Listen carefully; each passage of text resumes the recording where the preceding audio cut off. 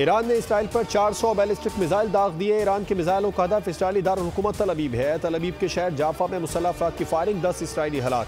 Israeli media के मुताबिक missile gas तंसीबात पर गिरे। यरूशलेम में वार्निंग सायरन की आवाज़ गूंज उठी। इसराइली हुकूमत की शहरियों को बंकर्स बचाने की हिदायत। उर्दन और इसराइल में फ़ज़ाई ऑपरेशन मअतल। ईरानी पासदारान इनकलाब का कहना है हसन नसरुल्लाह और इस्माइल हनिया की मौत का बदला ले लिया। ईरानी हमले के बाद अमरीकी सदर ने कौमी सलामती का इजलास तलब कर लिया। जो बाइडन ने कहा अमरीकी इसराइल हमलों को खिलाफ दिफा में मदद करने के लिए तैयार है। खित्ते में अमरीकी फ़ौज की हिफाजत यकीनी बनाएंगे।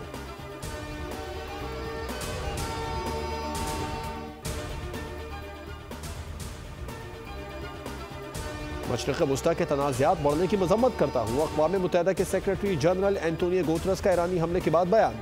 कहा जंगबंदी मुआहदे की फौरी ज़रूरत पर जोर देता हूँ। हमें तनाज़ात को जल्द रोकना होगा।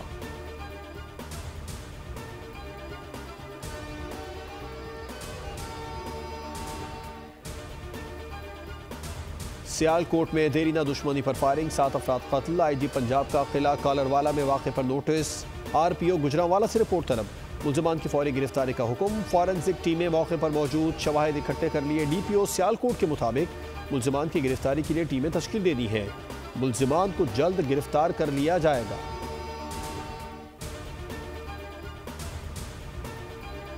पाकिस्तान में पोलियो वायरस के केसेस की तादाद 26 हो गई। कौमी इदारा सेहत ने कराची, जिला शर्की और सजावल से 2 पोलियो केसेस की तस्दीक कर दी। रवां साल अब तक पोलियो वायरस के 15 केसेस बलूचिस्तान और 7 केसेस सिंध से रिपोर्ट किए जा चुके हैं। KP से 2, पंजाब और इस्लामाबाद से पोलियो के 1-1 केसेस रिपोर्ट हुए।